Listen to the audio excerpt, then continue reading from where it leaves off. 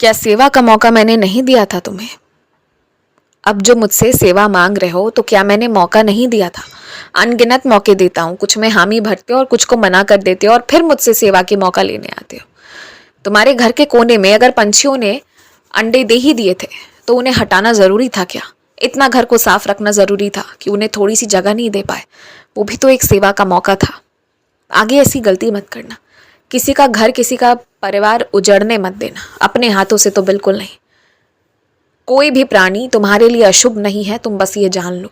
दुनिया क्या कहती है इससे कोई मतलब मत रखो, उसको मैंने बनाया है और अगर तुम्हारे घर तक भेजा है तो मैंने भेजा है, तो तुम्हें उसे हटाना नहीं चाहिए। मैं अपने खास कर उन बच्चों से कहना चाहता हूँ जो होली के वक्त, त्योहारों के वक्त मेरे लिए नई शॉल का इंतज़ाम नहीं कर पाए तो कोई बात नहीं, लेकिन पीछे से ही सही मुझे सुंदर शॉल चाहिए तुमसे और तुम उसका इंतज़ाम करके रखना।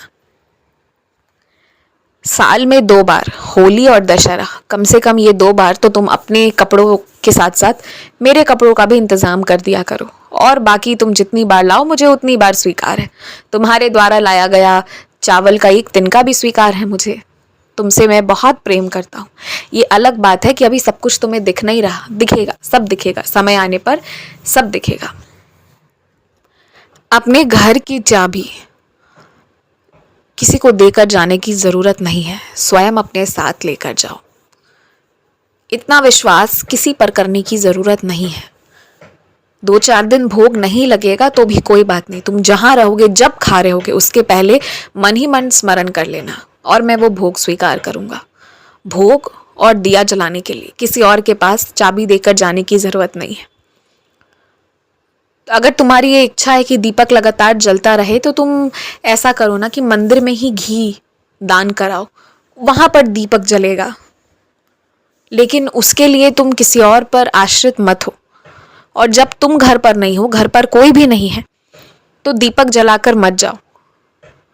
ये खतरनाक भी हो सकता है, क्योंकि दीपक जलता है तो फिर उस लॉ का ध्यान रखने के लिए कोई ना कोई होना ज़रूरी है। और मैं नहीं चाहता कि अपने पीछे किसी अनजान इंसान पर विश्वास करो। तुम क्यों करना है तुम्हें विश्वास?